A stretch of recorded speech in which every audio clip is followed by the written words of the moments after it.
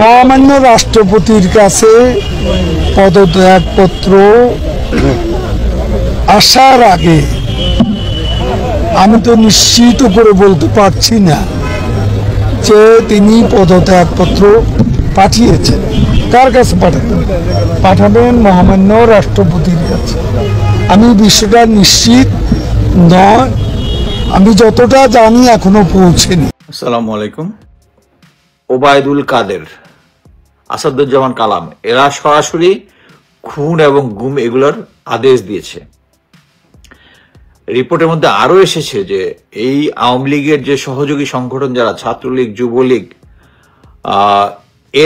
এদেরকে সরাসরি আইন শৃঙ্খলা বাহিনী অস্ত্র সাপ্লাই দিয়েছে। এটার মাধ্যমে তারা অস্ত্র করেছে। এখন আপনারা ফিউচারে একটা জিনিস চিন্তা করে দেখেন যে ফিউচারে এখনো আমাদের মধ্যে যদি ডাউট থাকে যে আওয়ামী লীগকে নিষিদ্ধ করা হবে কি হবে না, আমি একটা ক্লিয়ারলি বলে দিই যে আমরা যদি আওয়ামী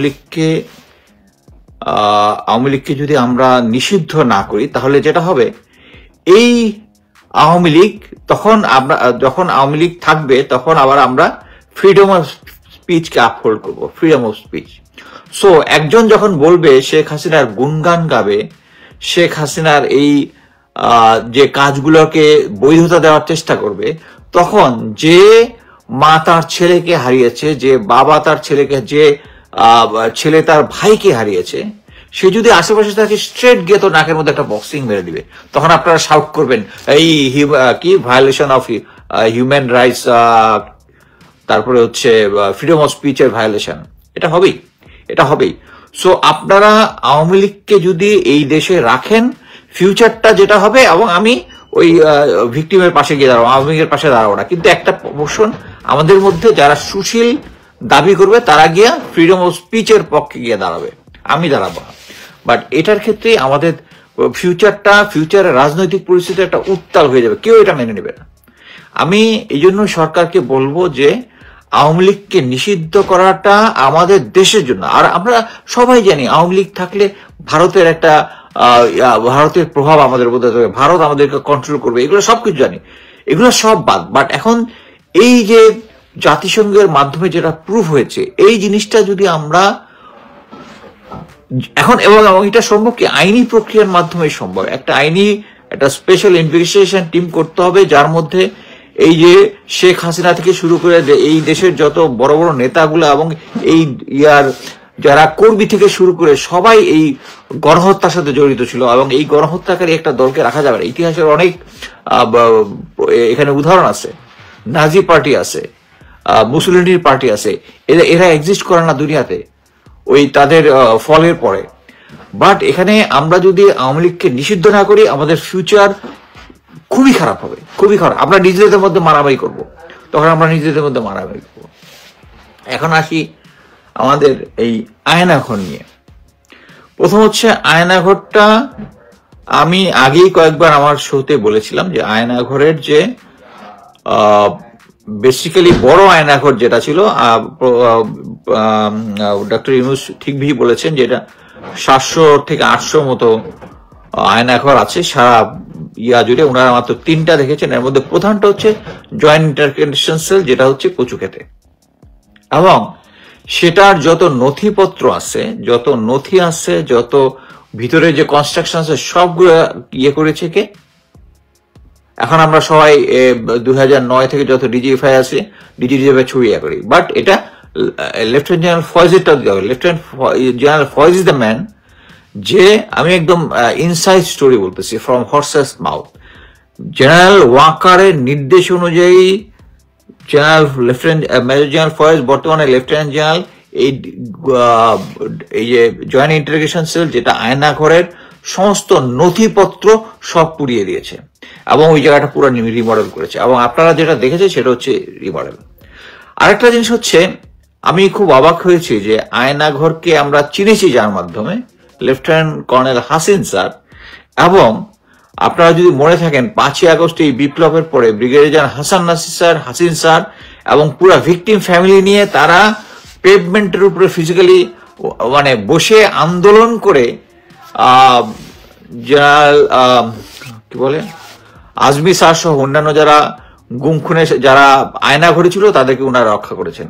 অথচ কালকে যে আয়নাঘর পরিদর্শন হলো তাদের দুজনের কাউকে ডাকা হয়নি। কেন জানেন?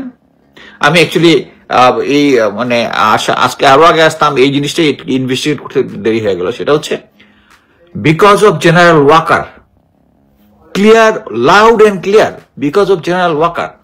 জেনারেল ওয়াকার প্রথমে, যেহেতু আমরা যে সমস্ত অফিসাররা, আমাদের সেনাবাহিনী নৌ বিমান বাহিনীর যে সমস্ত অফিসাররা ভিকটিম হয়েছিলাম গত আওয়ামী রেজিমে, তাদের পক্ষে হাসান নাসির স্যার কথা বলছে এবং হাসান নাসির স্যারের সাথে উনি বসবেন না। হাসান নাসির স্যার যেহেতু, কারণ কি, সবাইকে কম্প্রোমাইজ করতে পারবেন, উনাকে তো কম্প্রোমাইজ করাইতে পারবেন না। এরপরে গেল হচ্ছে হাসিন স্যার। এখন গুম খুনের মধ্যে সবচেয়ে আমি অবাক হয়েছি যে অ্যাকচুয়ালি গুম খুন কমিশন অ্যাকচুয়ালি আমার সাথে যোগাযোগ করেছিল, আমার সাথে কথা বলবে। কথা বলে তার কিছুদিন পরে দেখলাম যে বলবে যে না, এখনো না, কয়েকদিন পরে একটা ইন্টারভিউ, তারপরে বলবে। তারপরে দেখি আমি নাই। আমার কাছে যেটা মনে হচ্ছে যে আমরা যারাই জেনারেল ওয়াকারের বিরুদ্ধে কথা বলছি, তারাই কেন জানি বাদ হয়ে যাচ্ছে আস্তে আস্তে। ওই হাসিন স্যার কিন্তু এতদিন করে নাই। হাসিন স্যার এই লাস্ট গতকালকে প্রথম দেখলাম ইলিয়াস হোসেনের ইয়াতে এসে আর হাসান নাসির স্যার কথা বলছে।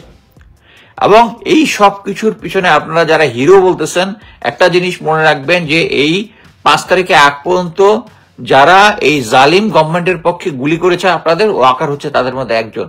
সে একটা ভালো কাজ করেছে, মাফ করে দিয়েছেন, তার মানে এই না যে এখন পর্যন্ত এই আয়না ঘরের জন্য যতজন অফিসার দায়ী তাদেরকে এখনো উনি ক্যান্টনমেন্টের ভিতরে রেখে দিয়েছেন এবং উনি নেগোশিয়েট করার চেষ্টা করতেছেন যে তাদেরকে যেন তাদেরকে যেন সেনাবাহিনী বিচার করা যায়।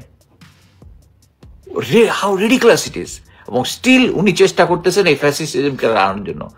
আমার ধারণা যে এখন পর্যন্ত আপনারা যেভাবে 32 নম্বরটা ধুলোয় মিশিয়ে দিয়েছিলেন, হ্যাঁ, ওই একটা সময় আসার আগ পর্যন্ত কোনো প্রেশার ছাড়া জেনারেল ওয়াকার কাজ করতেছে না। এই যে দেখেন, ফার্স্টে আয়নাঘর তো পরিশ্রম করতে উনি দিতেই চাচ্ছিলেন না, তারপরে কি নেত্র নিউজ তাসিম ভাই একটা সুন্দর রিপোর্ট করেছেন, এখন তারপরে দিয়েছেন। মানে প্রেশার না হওয়ার আগ পর্যন্ত উনি কিছুই করতেছেন না।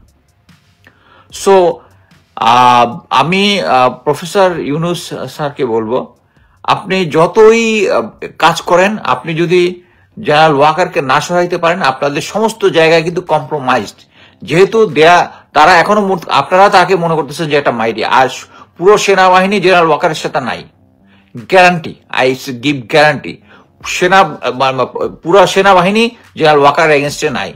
এই যে সমস্ত গুম খুনের ইয়া দেখে জুনিয়র লেভেলের ইয়ারা লজ্জায় মরে যাচ্ছে তারা। আমি আজকে কয়েকজন রিটায়ার্ড অফিসারের দিয়েছি যে দে আর অ্যাশেমড দ্যাট এই সেনাবাহিনীতে আমি চাকরি করেছি।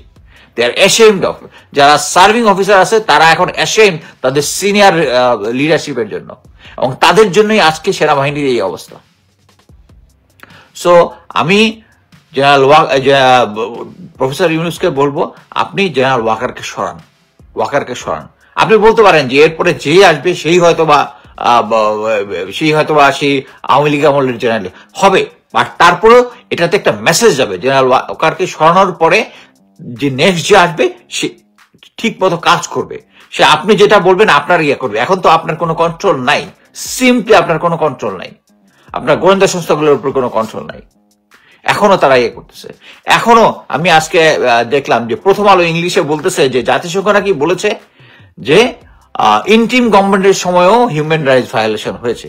আরে মুখ দিয়ে খারাপ কথা আসতেছিল, মানে শেখ হাসিনার আমলের হিউম্যান রাইটস ভায়োলেশনের সাথে যদি দু একটা হয়ে থাকে, সেই এটার সাথে তুলনা করা এবং এটা হেডলাইন দেওয়া, এটা তো ক্লিয়ার, এটা হচ্ছে ইন্ডিয়ান মোটিভ। অ্যাকচুয়ালি প্রথম আলো আর ডেইলি স্টার ঘুরিয়ে দেওয়ার টাইম আসতেছে, টাইমের আগেই সরকার যদি এটা ঘুরিয়ে দেন ভালো হবে। ধন্যবাদ।